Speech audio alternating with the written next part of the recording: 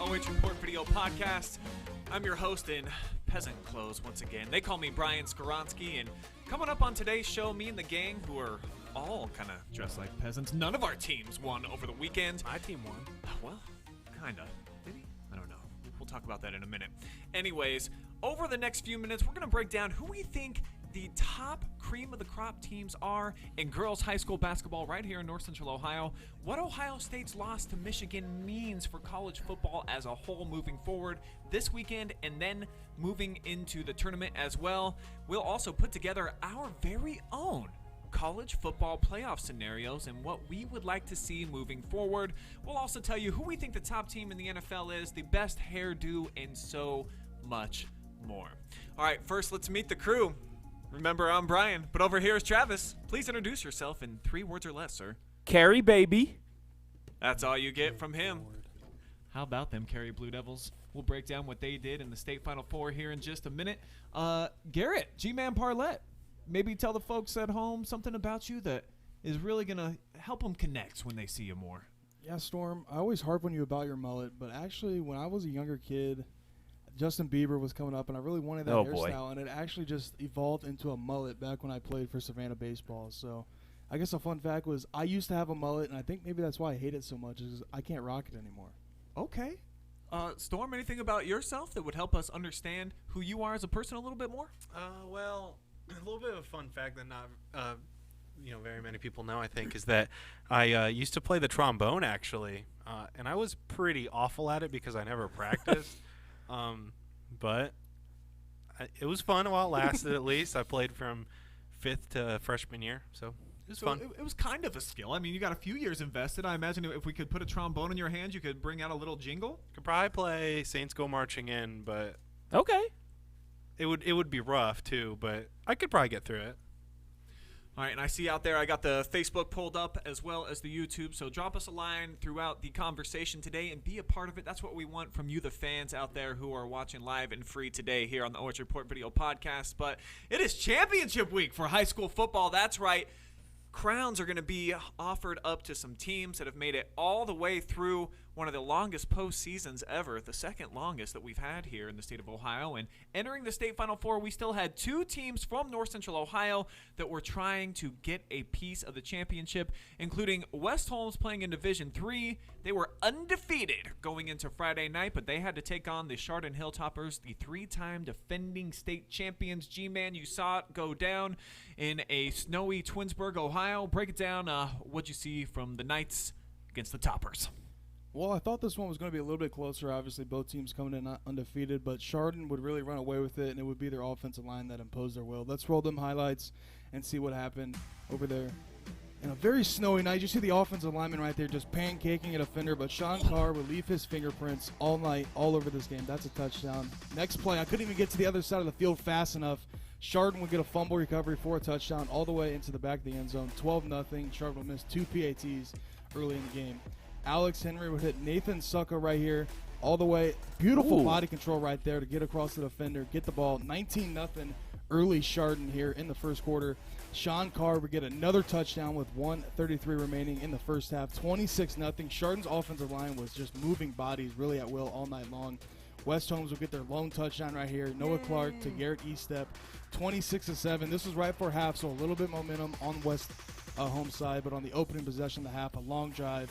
Chardon would march right down the field, and of course, Sean Carr with his 3rd touchdown of the night, and I think we're going to know where they're going to go with this one. Right back to Sean Carr, his 4th touchdown of the night, as Chardon really smoked West Holmes 41-7 as they head back to the state championship, looking to go back-to-back champs. West Holmes' lowest output of the season until Friday, 26 points. They were 40-plus 7 times, G-Man, throughout the year. Where was the offense on Friday? Their offensive line just got manhandled up front. Chardon, I haven't seen – I guess I've seen Carey. So I've seen something like this, but Chardon, they dominated up front. As you've seen from those highlights, they were moving people at will, and Noah Clark really had no time to throw it. And I believe they doubled Sam Williams-Dixon, so they took away their biggest threat and then played man across the board and sent some heat at Noah Clark, and they couldn't handle it. They had no adjustment, and Chardon just ran away with it, and it was really over before halftime. Once it was 26-7 at half, the cold started getting a little colder out there. The snow started coming down, and I think West Holmes just wanted to go home and get out of that cold air.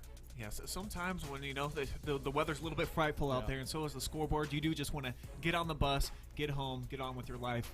But offensively, Storm, this is not the team that you saw against Shelby or that we saw a couple of weeks ago against Holy Name. Were you surprised to see just 7 points put on the board by these Knights? Yeah, definitely. I mean, this is usually what they do to teams, not get done on them. I mean, 7 points. I really can't believe it. I'm in disbelief. West Holmes has a very high potent, high powerful offense, and I guess Chardon just had their number. In the highlights you see there, I mean, it kind of shows a mauling at the line of scrimmage. I think you're right, G-Man. It almost looks like a llama just accidentally wandered into like the bear enclosure or something. It just wasn't a fair fight.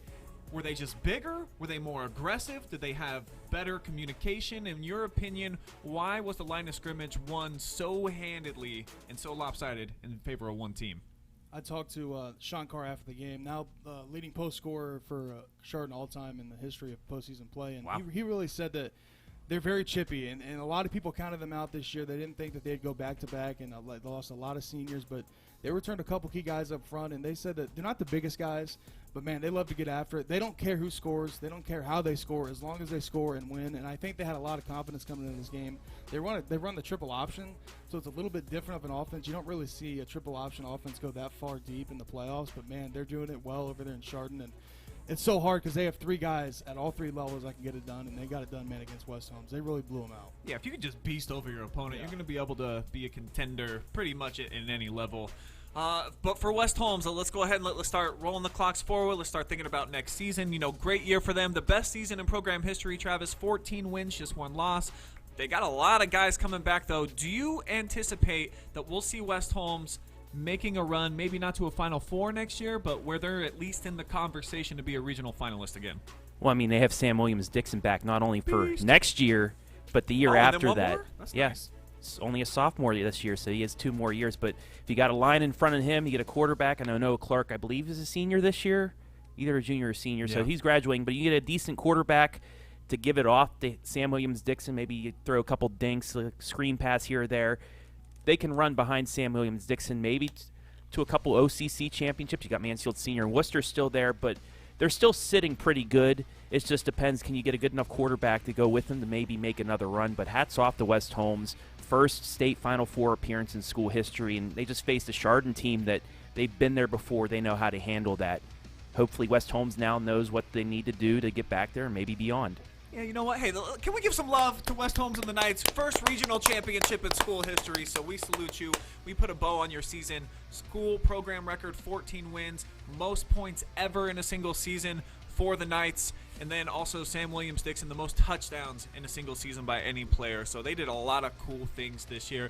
Charged is pretty good. They're pretty big. They're pretty physical. They get it done. Another team that kind of has been doing that throughout the postseason, the other North Central Ohio squad we still had playing, and I see that's pretty much what all the communication is in our chat. How about Carey, baby? Still playing in the Final Four. They had another really tough test, though. Had to go against Springfield and Bo Brungard, the team that had been to the state championship 2 years in a row. Pretty much everybody just put them in there for the third time in a row, Travis.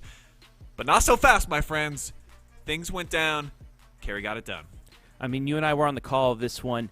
Carey, they love being the underdog. They know that they have the ability. They have the big line. They wore down Springfield, just like we said in our pregame. If they could wear them down, they had the chance to win it, and that's what they did. So let's roll that beautiful bean footage, Adam.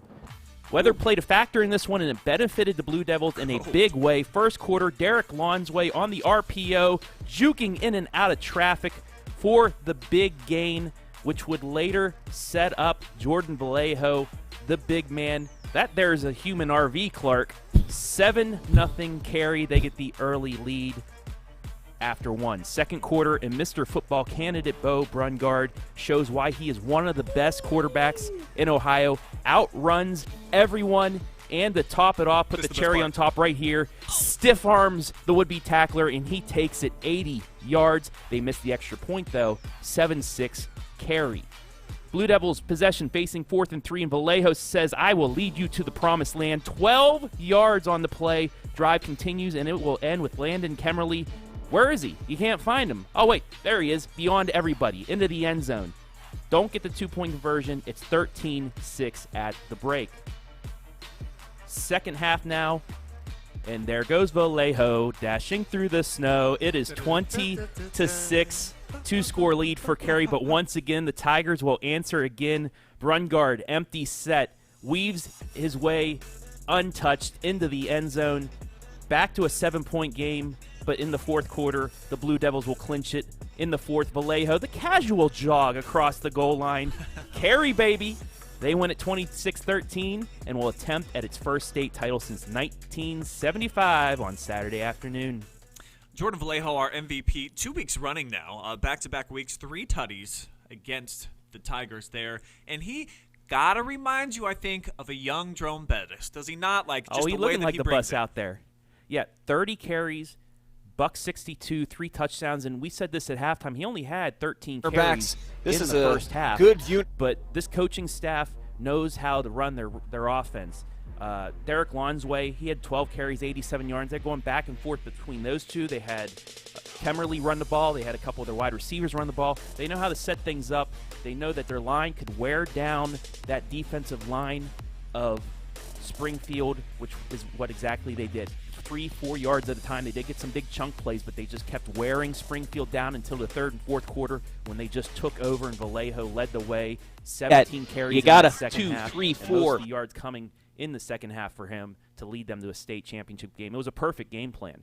Also, one of the biggest plays of that game was that 4th down conversion. You and I were talking about it during the game. It was only in the second quarter, but 4th and 3, deep in your own territory, up 7-6. They get the 12-yard gain, completely changed the momentum of this one. They go down to score, and after that, it seemed like Carey knew what they were going to do to get to the state championship game. One play is not going to win or lose you a contest, but those over the course of the game, if they go in your favor, if you have the onions to make the call and you get it done, they can be huge, Travis. The Blue Devils were able to capitalize, and offensively, you talked about how they just wear you out. But defensively, this might be the best team in the entire state. They have been holding their opponents all year long to 9 points or less. And in the postseason, I think it's like 5 points or less. What do you think defensively makes them so good? They're just so big. They stay in their lane. They don't get fooled. This Bro Brungard, he does the RPO just as well as Derek Lonsway. Yeah. But what Carey did was they stayed in their lane. They didn't get fooled by any fakes or anything like that. They were able to contain him. They did give up, the two touchdown runs by him, the only 2 big plays. Also, 4th down and short both times. Springfield 0 for 2 because Carey just was able to shut down those running lanes, get into the backfield, and make a couple big plays. And then they got a couple big turnovers in the second half as well. So, yeah, a complete team, a team that, they've been so close in the last couple of years to getting to this spot. They're finally here, and they know what to do with it. Yeah, because they got big guys, like you mentioned, and we got a couple of big guys on staff here, so let's hear from them. Storm, with like a show of hands, because you're down on the sideline, you're next to these guys throughout the game. Show me, like, how big, how wide are these dudes? I don't know if I have enough arm for that. These guys are massive, and not like me, like in a good way. They're just built. They're just bigger than you, and there's nothing you can do about it. They just outworked in the offseason, and especially Jordan Vallejo, man. Like I said last week, the Vallejo effect. Like, on a night like this, you just keep getting ran over by that freight train. I'm sure it gets old fast. Yeah, woo, woo, when you're standing on the tracks and that thing's coming through. Sometimes there'll be 2 and 3 guys, and you see them, they're like, you got them this time. You know what I mean? They start backing away. I did notice that throughout the course of the contest against the Tigers. But next week, it gets a little bit more challenging, G-Man. They're going to be playing a team in Coldwater. You want to talk about, prestige and commitment to a program, building tradition. How about 24 consecutive playoff appearances for them? That's a lot. Yeah, it's going to be a tough task for Carey to get a win and get a state title. Obviously, state championship game is going to be the hardest game of the year, but I think against Springfield, it all came into effect. The weather kind of was perfect for Carey. Yeah, you're right. Cold, snowy night. They didn't have to throw the ball much. Hand it off to your running backs, Jordan Vallejo. Just work behind that offensive line, run the clock out, and win the game. But I don't know if it's going to snow again on Saturday, so I think Carey, they're hoping for it because I think they're used to it now. They played in it, and they dominated in it. So I think they're going to need a lot, but I think they can get it done, as I've been saying. Since they beat Crestview, I think they have a really good shot to win a state title, but it's going to be a tough task. Storm, throw out a little factoid. Why do you think Carey has a chance? How can they get it done? What have you seen? Just keep doing what they're doing. Like I said, or I believe Garrett coined this term, the moving company. I mean, that's just what Carey is. They'll move you regardless if you want to be moved or not. I guess probably a better term is the repo company. Whether or not you want to keep your yards, they're taking them anyways. So just being physical, playing physical like how they have been, it's going to be a tough task for the other team. Over the last couple of weeks, Travis, that we've seen this team, they've only completed, 5 passes in the last 2 weeks? Obviously, the Cavaliers, they're going to be prepared for that. Do you feel like they're able to come up with a game plan that can slow down this run game? Or is Carey just too physical and have too many weapons to be slowed down? Well, it goes back to Jordan Vallejo. Have you ever seen a high school running back No, I haven't. just built like him? No. Most running backs that size, they go north-south, that's it. But Jordan Vallejo, he is a special kid. He can spin out of a tackle. He can hurdle multiple tacklers. He runs people over. He needs 5-6 guys every time to bring him down, and even then, he still carries you 3 yards, 4 yards. This kid is special, and with the big line they have behind him, I would only say they got to stack the box and hope they can get pressure into the backfield to stop Vallejo for maybe a 2-yard gain. That's the only way they can stop him because they're just so big, they're so athletic, and they're so darn talented on both sides of the ball on that line. That's what's going to get them to go. That's why they don't have to throw the ball. But then you still have Derek Lonsway, who can throw the ball. He's over 1,000 yards passing. He has receivers that can catch the ball. So maybe lull them to sleep. If they do stack the box, just go over the head. Touchdown pass. I mean, they have a complete team. Really excited to see what's going to go down Saturday at 3 o'clock.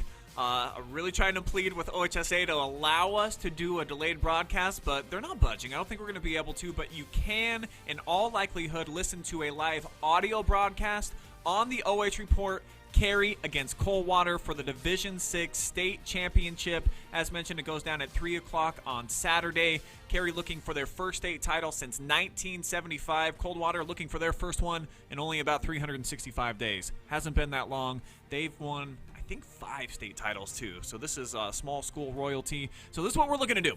Probably going to bring you a live audio broadcast. We'll have pregame video broadcast for you that you can watch, and then also post-game we'll be able to bring you video. But actually, during the contest, every time something big happens, we can show you up to 3 or 4 minutes of video. So every touchdown, we're going to be able to show you guys live. Every turnover, every big hit, every big play, we're still going to have for you. But you can only listen to the entire thing via an audio stream. But we have you covered, Carey Nation. Appreciate everybody out there that has been following us throughout their journey. So thank you, Blue Devils fans. And I got just one comment from Jeff Hill in the comments section. He's always on there. What's up, Jeff? Vallejo reminds me of a Jared Lorenzen from Kentucky. Remember the hefty lefty, the big quarterback? He ended up playing, I think, in the Arena League and maybe was a backup in the NFL. He did. That is a perfect comparison because he just so big, but he did so much. He was so athletic and elusive. That's the perfect comparison, I think. The hefty lefty he put on there. Yeah, that's a great nickname. The Winnebago is what they call Jordan. I heard on some of those Carey broadcasts, and we've kind of adopted that and taken that in too. So, again, Saturday we're going to have some live coverage for you, and who knows, we might do something throughout the week too. Get some interviews with some of the Carey guys. We'll figure out some cool coverage. All right, let's put football aside. Let's move on to the round ball now. Boys basketball season opened up over the weekend, and Storm, I know that you were kind of thinking about who hot, who not. Yeah, definitely. My who's hot is Northmore. I know in our season preview, Coach Tackett talked about how he wanted to start winning close games. He wanted to push the tempo, and that's exactly what they did versus Pleasant. Pleasant kind of came back at him. Northmore had the lead throughout most of the game. Pleasant started coming back, but hey, Northmore squashed them out and really took care of business. And I was actually super proud that they were able to do that. And Coach Tackett in his second year, it's going to be a special year, I think, for those Northmore Knights. And as far as who's not, Madison. Ooh. You know, they hung around with Shelby. Shelby's probably going to be one of the better teams in the area. They hung around with them through halftime, but man, as soon as the third quarter, they came out flat. They came out super flat. A lot of rust there in the second half, and kind of just shot themselves in the foot and took them out of the game. And Shelby ended up cruising to a nice victory. So Madison kind of looked like and tasted like a bang that's been in the fridge, half open for a few days. A little too long on that bang. Okay. G-Man, give me your best and worst of the weekend. I only got to see one hoops game last week. It was Northmore and Pleasant, but I am going to go with Northmore, and here's a few reasons why. They suffocated Pleasant offensively, and they have a couple returning guys that can lead this team. And they might not win the conference, the KMAC outright, but they definitely might be able to put some people on the ropes and scare some people. Cass is such a great floor reader, Grayson Cass that is. And the leading scorer versus Pleasant was Grant Bentley, the sophomore. He's a young guy too, so they got him for a couple more years. He had 23 points in the win. Spartans threw everything they had at Northmore in the third quarter, but as Storm said, Northmore rebounded well, defended well, and shut them out and got the big win.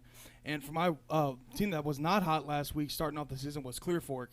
I know they're a very young squad, but Lexington is too, and Lexington came in, man, and they dominated from the get-go, beat them by over 25 points. So I think Clear Fork, they couldn't get a bucket, and they're going to need to be much better in the they're going to need to be much better, in the MOAC if they want a chance to even maybe compete in that league with Shelby. Yeah, I really like what we saw from Lexington, though. Man, do they have length, they have depth. They can really get after you. Big fan of what we saw from the Minutemen, and it sounds like Travis was pretty impressed with what he saw from the purple and gold, huh? Well, first, got to love my Golden Knights and the way they started off. But, yes, Golden Knights. The Lexington Minutemen back to defense. They started on a 15-0 run where they forced 8 turnovers in that first quarter, and they really just had Clear Fork out of their game plan. And they rolled from there. Defensively, they looked phenomenal. Offensively, Caden Eichler, 16 points, 6 steals, 5 assists. I believe that's what we had for us. He started 7 of 7 from the floor, too, knocking down jumpers from everywhere. Hudson Moore, 9. Braden Forup, Elijah Hudson, both with 7 apiece. They have balanced scoring from a team that brought everybody back from last year's 4-win team. They're kind of in the spot where Clear Fork is now, where they're young. They're just trying to get their footing. They've gone through a year. They've gone through a full off-season, no COVID off-season now.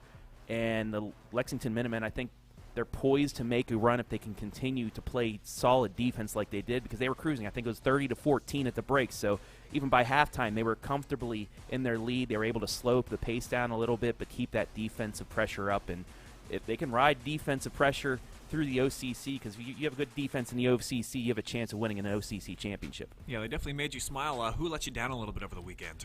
The Upper Sandusky Rams. Hey. 0-2. They lost 66-54 to Willard and then 84-49 to Tiffin Columbian. I know they've lost some key pieces from that squad, but I know they have some good talent back from last year. Just a tough start for them. Just the coaching staff and everybody there, they have the ability to bounce back, but just not a great start for the Rams. Yeah, I'm going to pour a little bit more gas on that fire. Rams, what happened, man? Jeff Winslow, what a great coach. I love the system they run, and they only graduated 2 seniors, if I remember correctly, from a season ago.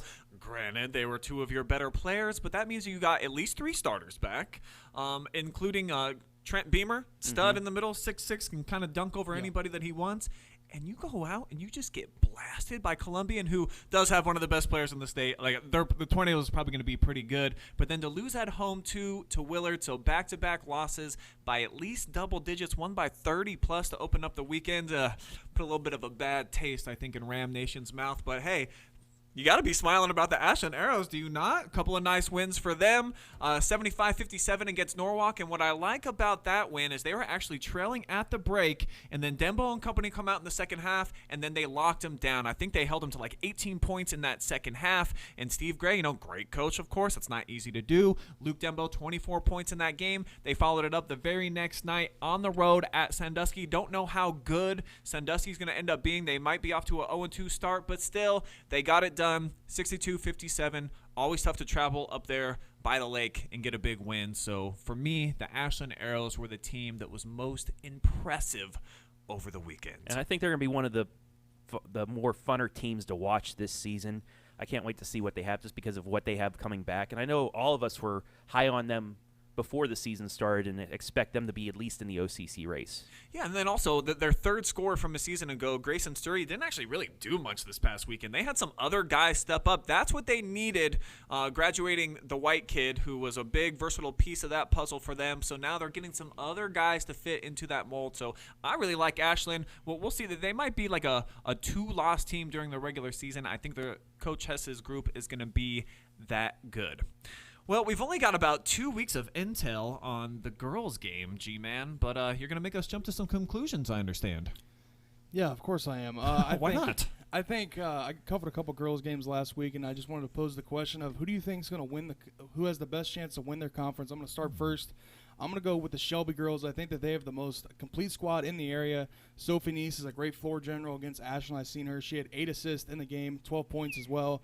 Olivia Baker knocked down 8 tray balls, breaking the school record. I mean, they were lights out. Ashland couldn't stop them all night long. And, of course, their defense, man. Sophie is something serious on defense. She is a pest. She is constantly tracking their best player, finding steals, getting in transition. I think Shelby, they have the most complete squad. I know it's early, but I think I like their trio the best with the 2 Baker girls and then Sophie Neese at the point guard. Hard to argue with that. Who else is jumping on the Shelby train? I am. I think Shelby, just like how Garrett said, has a lot of returning talent. Pretty much touched on all of it, though. Sophie Neese and Olivia Baker, just 2 really outstanding players that Shelby's going to have back this year. And a big thing that I like to note is that their unselfish play, they don't really care who scores as long as the ball goes through the net. And I think that that's a big part of a winning program is have to play unselfish, have to be able to share the basketball. I'm going to have to get to know a little bit more about the MOAC before I start deciding if Shelby's just going to run away with this thing. I don't know. Is Ontario going to step up and be good? River Valley, do they have a squad this year? Pleasant? Well, we'll have to find out here over the next couple of weeks. But if you got to make a prediction for me, Travis, who's going to win their conference? Who are you confident about? I would say Shelby, but I haven't seen them yet. I will see them tonight against Margaretta, a big early season matchup. So I'll have more on the Lady Whippets after that, have the highlight and some locker room coverage as well for you. VIP, little plug baby. for you right there. So look for that highlight later tonight. But I'm going with the Buckeye Central Buckettes. Good They choice. lose only 1 senior from last year's regional semifinal team in Taylor Ratliff. But, they get a player in – I almost forgot her name. You want me to start saying names? Emily Cecil, Kennedy Claudia Deppen. Pfeiffer, any Kennedy of those? Deppen. Sorry, she's a transfer from South Central last year, averaged 10 points, was all conference in the Firelands from South Central. So she replaces Claudia Pfeiffer. Hasn't played yet. She's out 4 to 5 weeks with an injury, yet they still have 4 scorers averaging over 6 points. Emily Cecil was phenomenal in their game against Crestview. She's averaging 21 points in 2 games, already has 14 steals, which is crazy. Riley Cancer, 10.5 points per game. Kennedy Deppen, 9 points per game. And then Kate Cecil, 6 points. And Sydney Worm with 6 points. This is a team, they have that 2-3 zone that always shuts you down. It makes you force up those shots from the perimeter. And then on the other end, they can shoot it from anywhere beyond half court. And with the addition of Deppen, the fill-in for Taylor Ratliff, I think they're just as good, maybe a little bit even better than last year's squad. And when they get Claudia Pfeiffer, who averaged 19 points a game back, they're just going to, be just that much better than everybody else, especially in the Northern 10. It just lets you know how good they are, the fact that they haven't had her, and they've just crushed the first two teams that they played, going for 3-0 tonight. And you mentioned better than last year. How can you improve on 16-0 in the conference, Travis? I mean, they were just crushing everybody. Pfeiffer, I believe, was the player of the year in the N10, and without her, they're still able to do the damage. You see the rolling pictures right here, what they were able to do, the Lady Cougars of Crestview on opening night. What was that, 63-16 final score? Whoa, that was a big one. And then they destroyed D2 Willard. Them girls have been pretty good the last few years. I think they still got some girls on the squad that have been to a couple of regionals. All they did was slap them around 58-29 without their best player. So I think you could easily say the Buckeye Central is the team to keep an eye on. Coach Abram Capel, he's just got these girls believing, and they run a system too, Travis. They get up and down the floor, but when they're in the half court, they're so deadly, so dangerous. They lock down defensively too. They're always getting the rebounds, filling their lanes. This is the best girls basketball team, in my opinion, in North Central Ohio. Boy, I love to see that. They got Shelby Whippets on the schedule? Might be kind of a fun one. Oh, definitely. I'll have to pull that one up and see if that happens, because those two colliding, it won't have any conference implications, won't mean anything in this conversation, but it'll still be pretty fun to watch. Who would you pick in that game? I don't know. You guys posed a very good argument, Buckeye Central, but I'm going to stick with my pick. I like the Shelby trio they got. I think Sophie Neese might be able to go up against an Emily Cecil and might be able to shut her down and then get it out to, Olivia Baker, who can knock down some threes. Yeah, more than some. 8-1 game? 8-1 game. Ease up, Olivia. Man, it's a long season out there. All right. Ohio State lost over the weekend. I don't really want to talk too much about that, but I guess we got to. So we could see some chaos in college football in terms of what's going to happen in the Final Four, because that's as many teams as we get for right now. So what are we envisioning here, Travis? What's going down, man? Well, first off, I want to rewind to last week when I said right here on this podcast, you guys scoffed at me. Hey, you get into a rivalry game, you don't want to be overconfident. They pushed you around like you were the little stepbrother on Saturday. So tough loss. But what that does is that opens up the opportunity for chaos. Yes. You don't have your four teams now. You have Georgia, you have Cincinnati, two undefeateds that are going to be in there. Michigan's probably going to be in the top four now. Alabama. As you take a look at the top 25, Oklahoma State, you got Notre Dame. You have Ohio State still sitting there. You have Baylor. What's going to happen here is we have Conference Championship Saturday coming up, where we'll have four matchups with the four top teams. Georgia, Bama. One of these teams has to lose. Right. What if Alabama gets loss number 2? Say Michigan loses to Iowa, who's ranked 15th. That opens up another opportunity. You have so much chaos that can happen here. Oklahoma State plays Baylor. Say Cincinnati loses as well. Does Ohio State get back in? Does Notre Dame slip in, even though they don't have a conference championship game? There's so many possibilities that goes on, and I honestly see one or two upsets happening in those conference championship games. I really want to see what's going to go down between the Baylor and Oklahoma State game, because does the winner of that leapfrog, do they get into the top four? But they have 2 losses. But they'll have 2 losses, so that's such a tough debate. Cincinnati has to take care of business. We know that in order to get in. But do they still get in? A lot of conversation that we were hearing about some of the experts out there in college football is that Notre Dame, who was off, potentially could sneak in there, has a better resume. We're not seeing it, right, G-Man? Why are the Irish getting so much love? I literally have no idea. They beat – first game of the season, they beat Florida State in overtime, 41-38, and then they beat Toledo by 3. Not Toledo. Impressive. Like, I don't understand what they're getting at this Notre Dame look. I don't think – we've put Notre Dame in the playoffs before, and they have got absolutely destroyed. Yeah, we see how Every that goes. year they have been in the playoffs, they've got destroyed. They don't play in a conference, so that's why their resume – they're always 11-0 or, 12-1, whatever. They're always up there because they don't play anybody. They never play anybody. Their only top 25 game this year was against Cincinnati, and they lost. So I don't see the argument that Notre Dame should even be in there. I don't think Notre Dame should even be in the top 10. And then the lone Michigan fan, even though Storm admittedly says he doesn't really care that much about college football, but still, he wears the M on his chest. Great win for you, so congratulations. Finally getting that monkey off your back of Ohio State. But how do you feel about the Wolverines and their chances against Iowa? Of course, if they win that, they're going to be in probably the number 2 seed. Yeah, I mean, like I said, I don't really watch a lot of college football, but it would be very Michigan to go out and lose versus Iowa, beat Ohio State, and then go and lose in the championship game and not make the playoffs. But, hey, we're sitting pretty right now, so I can't be mad. And I want to pose another question. If, Adam, you can pull up that top 10 again. Say Michigan loses to Iowa. Right. Alabama loses to Georgia. There's 2 of the top 4 losing. Cincinnati somehow gets knocked off by Dana Holgerson's Houston squad. That's 3 of the top 4 out. Oklahoma State loses to Baylor. They get 2 losses. Ohio State back in the top 4. Notre Dame goes up to maybe 2. Does Baylor slip into the top 4? That's why there has never been a 2-loss team in this Final Four. And that comes to my next case. Do we need to have an 18 playoff? Well, I normally hate the question, what if? It's one of my least favorite terms on earth, but I feel like the what ifs all could actually happen this weekend. Every question that you pose, what if this team loses to that team and so on and so forth. Potentially, we could see a 2-loss team, I think, get in here, Travis, but that's why they need to scrap the whole system, right? Don't we need 8 teams? What would your playoff look like? We all think probably 8 teams in a playoff. How would you set that up? How would you decide this 18 playoff, Brian? Well, I can't speak for everybody. I'll let the boys speak for themselves, but I do think it has to be 8 teams, and I think that 8 teams makes it the cleanest, easiest, where everybody's happy. And let me tell you how, and I'm sure this has been put out there many, many a times, but how about you put the 5 power conference champions in, okay? Then we don't have to talk about, well, is the Big Ten going to be represented? What about the SEC? Or, no one ever cares about the teams on the Pacific Coast. Just put them in. That way we can all decide on the football field who the best of the best is. Then the team outside of the Power 5 that is the highest ranked, and this is where now it comes down to the football committee, put that team in no matter what. Yep. Okay, so that's only 6 teams. We still got room for 2 more, and this is when the great debate could happen, like we used to do back in the old BCS games where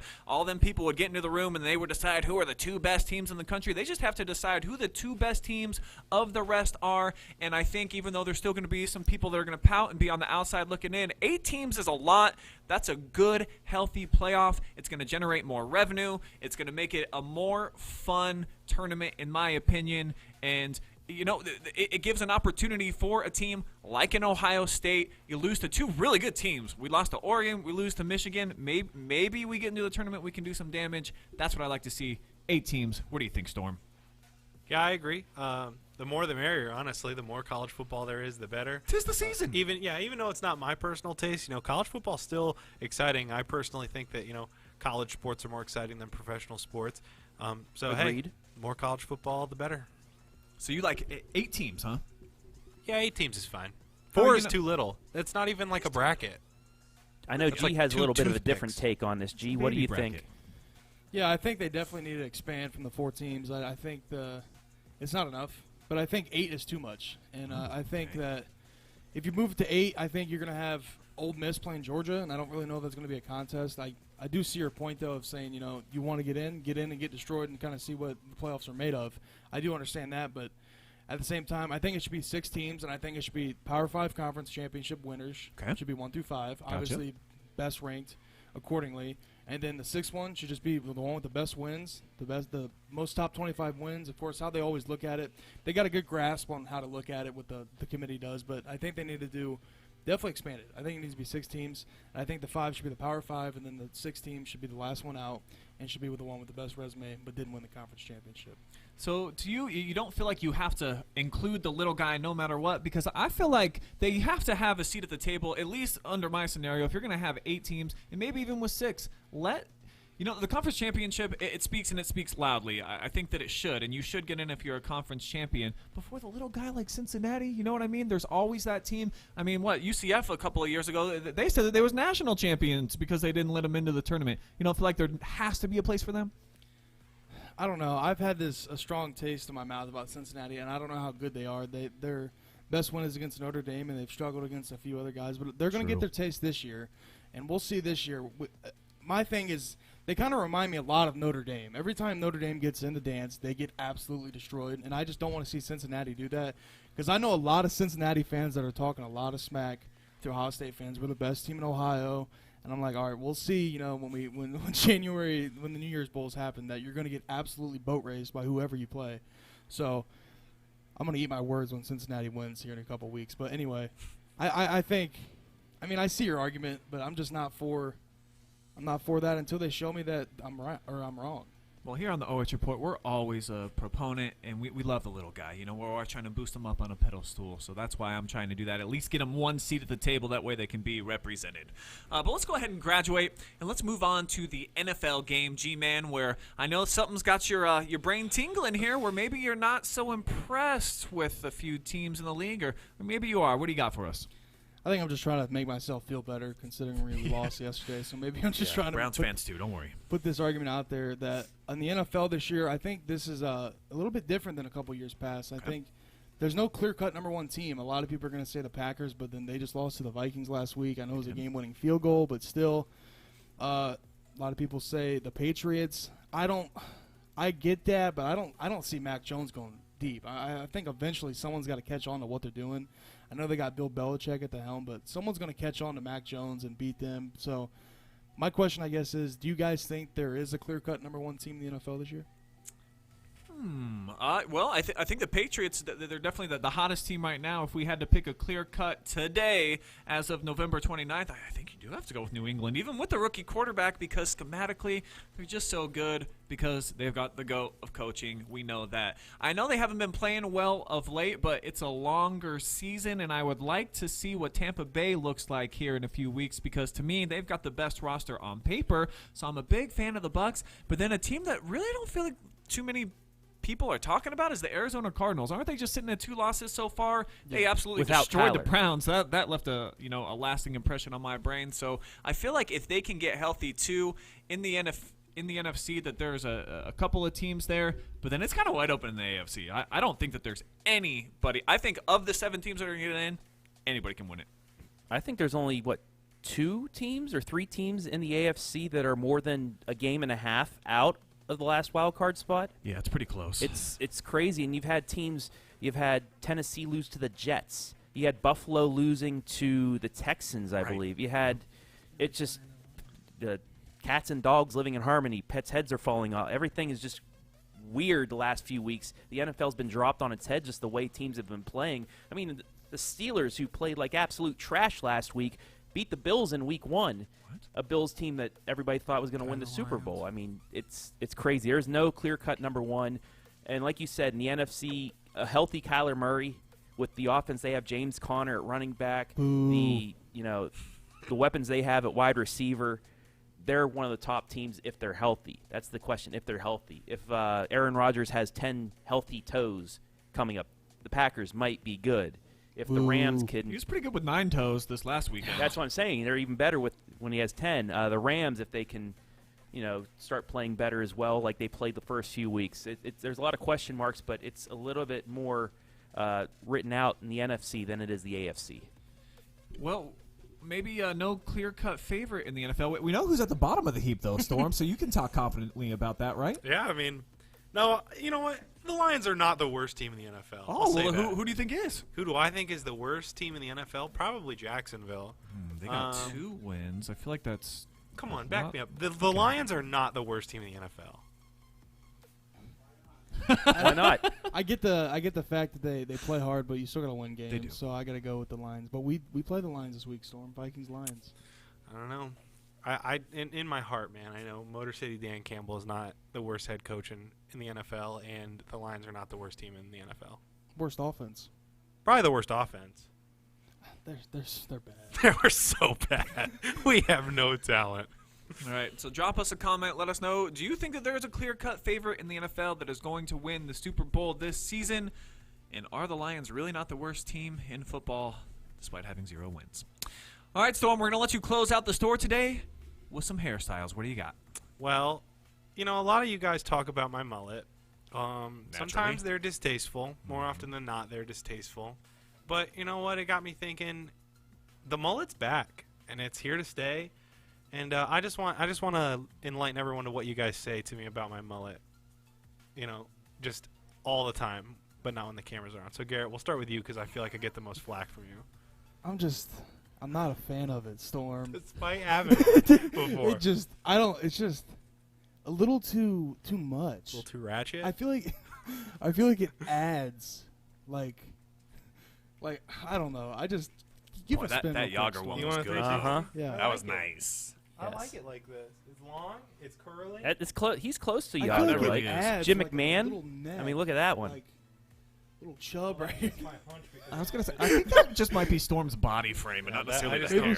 I just have a hunchback. I don't know. I just don't like it. I feel like it's a little. It's cool. I guess, Storm. I guess it's cool. Mullets are cool. If I played football, I'd be the coolest man on the planet. No. I think Mike Gundy has one of the best. John Kruk, baseball from the Phillies, he had a great one.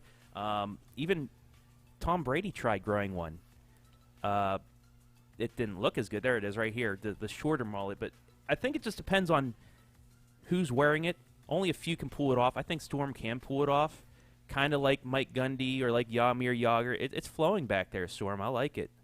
Listen, it fits you. It won't fit me. Does not fit me. There's Mike Gundy's one. It's actually a little bit more crazier now than back then when he was playing in the Alamo Bowl. But that's one of the more iconic mullets in sports. But North Central Ohio, Storm, I think you're up there, bud. If I played a sport, I'd be the best, and it would be just because of my haircut. I'd be that guy that everyone knows. I'd be like Brian Scalabrine. It's your trademark. Yeah, exactly.